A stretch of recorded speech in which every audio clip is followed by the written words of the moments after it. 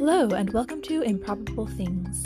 I'm J. Grace Pennington, and this is my podcast where I share 6 improbable thoughts before breakfast, which, for the purposes of this podcast, consists of 6 thoughts about reading, writing, or storytelling in some form or fashion. So I am up early in the morning, yet again, got my voice back after losing it last week, so I am ready to get started.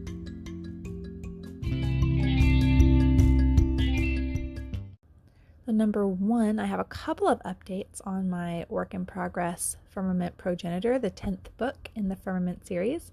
The biggest news, I think, is that we had the cover revealed earlier this week.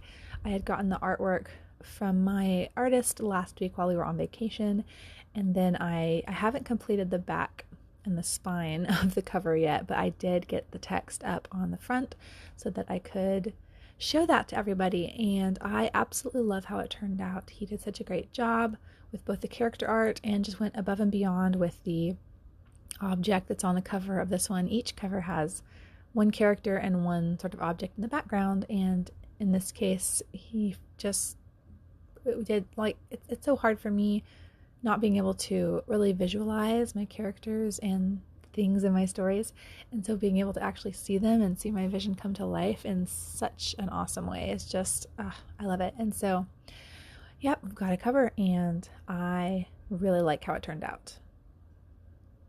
So number 2, I got the first half of the book off to my editor, working toward getting the second half to him so he can work on that. And I'm also going ahead and putting the story as it is now. You know, it's obviously not fully edited, but with the editing that I can do, I'm putting it up on Vella. So it's up on there. I just finished putting, I think, chapter 12 or maybe chapter 13 up. So basically I really wanted to go ahead and get that on there because the whole thing has to have been available on Vella for 30 days before I can publish it in any other format. So I want to get the ball rolling on that. Try to get shoot for a late August release date, and so I need to finish getting the story up on Vella by the end of July. So you can read the slightly less polished but still, I think, pretty solid story version on Vella if you like. The first 10 episodes are free, and then after that it does cost money, and it is cheaper to wait for the ebook, but if you can't wait, it's going up on Vella. So number 3, I've continued to get up early in the mornings to write, and it's working much better than my previous writing schedule. And I know I talked a lot last time about having to change things up when, you know, something stops working. And I originally was just going to do this, you know, normally I get up at 6, and I was just going to get up at 5 so I could get get in an hour of writing at least. And I was just going to do it for that week to push through the edits on Progenitor before I went out of town. But it really worked so well. I know I talked about this, but I had just really been struggling trying to fit writing in during the day. I've been, I can just get more tired in the afternoons after I've been homeschooling and housekeeping and taking care of kids all morning, and I really just want to rest. And so getting up in the morning, even though I'm not naturally an early bird, I still have found as I've gotten with the rhythm of getting up early, I have more energy, my mind is more focused. And so anyway, I'm continuing to do that for now. We'll see how long it lasts. But I was up early this morning, and, normally I would still be writing, but took a break to record this podcast. But up this morning, working on getting some stuff up on Vella, working on going through the last few chapters of edits. So yeah, it's doing well. I plan to continue and just see how it goes. So number 4, my oldest daughter just turned 6. Let's see, less than a week ago. And it's so crazy. She's getting so big. And I know I've talked about how much she loves reading. So I wanted to get her some books or a book for her birthday, but I was trying to figure it out because she's really definitely, her reading level is beyond picture books, but she's not really quite at the level, she's at the reading level, but not necessarily at the, focus, I don't know what you call it, excuse me, the level where She wants to sit down and read a book like, I don't know, like A Little Princess or Black Beauty or some of those children's classics that are more like a novel, length and format. So I was trying to think what was like sort of a good in between for her. And what I finally settled on was I used to love reading the American Girl books. And I remember specifically reading through the Felicity books with my mom when I was really little and talking about them together. And it's just a great memory. And I also love the Felicity movie. And so I thought I would get her those and we could try reading them together. So I got them, and she read the first chapter to me a few nights ago. And it was just such a blast from the past. Those books are such, all the American Girl stuff was such a big part of my childhood. And I'm sure we won't be, I'm sorry, excuse me. My voice is still not 100%. But anyway, I'm sure we won't be as into American Girl stuff, just some of the ways the company has gone. There's also not even as much an emphasis on the historical stuff, which I loved best when I was a kid. But, I still love the original books and some of those things. And I still have a couple of the dolls. So maybe at some point I can get those out for her. But anyway, so far we're enjoying the book. And it's just enjoying building some great memories together. Number 5, am I currently reading? I am reading The Grapes of Wrath, which I have never read any Steinbeck except for The Moon is Down, and that book is super short, so I was not prepared for the length of Grapes of Wrath when I got it out from the library, and I have to have it read by next Thursday for book club. So that's why I had to take a break from the Hunger Games series. Basically, I finished reading Catching Fire while I was on vacation. I read it in 24 hours, just devoured it. But then I was going to start Mockingjay yesterday, and then I realized I really had better not, because Grapes of Wrath is so long and I only have a week to read it. So having to take a little break from Hunger Games. So still no spoilers, y'all. But Grapes of Wrath so far, it's been really good.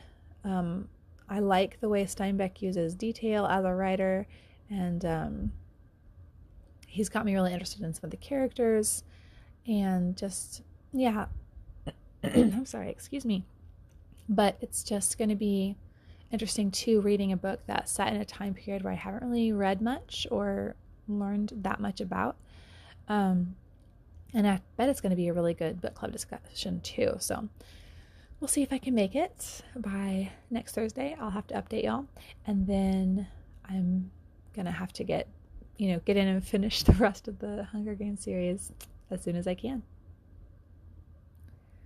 So number 6, I used to own a whole bunch of the great courses by the teaching company on DVD, and I got super into them, and I watched a bunch, and they were really good. Like, I loved them, but I just got to the point where I didn't really have a good opportunity to sit down and watch DVDs anymore, just with kids around, and my computers no longer have CD and DVD drives. So I got rid of my DVDs, and for a while I had subscribed to the Great Courses like streaming service or whatever you want to call it, but it was very expensive, and I wasn't really watching them often enough to justify the expense, so I canceled that. But then I found out that a lot of them are on various like library streaming apps. Like, there's some of them on Hoopla, although I haven't gotten into them on there yet. But then also there's a whole bunch of them on a service called Canopy, which one of my libraries has. So I started watching a few, and I'm watching one right now, which is called Writing Best-Selling Fiction. And it's been really good and really practical.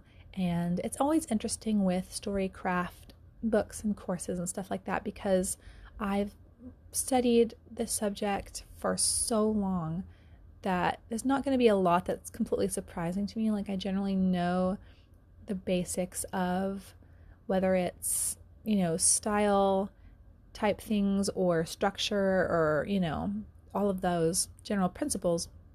But what's always interesting is that different people will have a slightly different take on it or a slightly different way of expressing it. And sometimes it'll, make it, I don't know, show me like a different side of something, or show it to me in a slightly different way, or and sometimes even if it's nothing new, it just gets me excited about writing and storycraft. So this course has been really good. And one thing I've really found interesting is what he has to say about structure.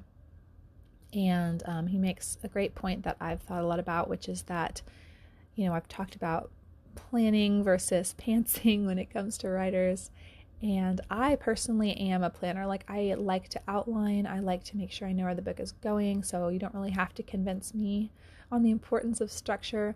But one thing that this professor points out that, again, I've also thought quite a bit about is that even the people that write 100% by the seat of their pants with no outlining or pre-planning whatsoever, and who don't want any restraints, they still are thinking about structure and destination and all those same kinds of things. It's just all in their heads, and it's maybe it's sort of coming out more by instinct or something like that, but you still have to have a structure to your story, whether you want to plan it out ahead of time or not. If there's no structure to the story, it's literally not a story. It's just incomprehensible. And so you want to have a structure that a reader is going to enjoy and connect with, especially for commercial fiction, which is what he's talking about in this course. It needs to be something that's easy for the reader to understand and engage with and things like that. So either way, no matter what your writing process is, you have to have an awareness of story structure, however you work that out in the process. And so I've used various, different types of things for structuring. Mostly I've kind of followed the process from the 1-Year Adventure novel, and that's worked really well for me for just finding like what beats does a story need to hit. But he actually is talking about, and again, this is not really completely different or revolutionary, it's just a different way of thinking of the same thing. So he has several what he calls signposts that you want to hit as you're writing a novel. And so I've been taking notes and writing those down and thinking maybe I may try those on a story sometime and see how it goes, as opposed to different, sort of structure beats that I've used in the past. Particularly, I've been toying with the idea of writing a clean romance for Vella. Even though that normally is a genre I don't care for, there is an idea that I've kind of had in my head, and romance is a genre that tends to do much better on Vella. So I thought it might be worth trying, and I thought, well, maybe since that's sort of already an experimental project for me, I could try like using these signposts and see what that does to my writing process. So I don't know, we'll see. I'll keep percolating that and of course keep y'all updated. But definitely recommend the course. It's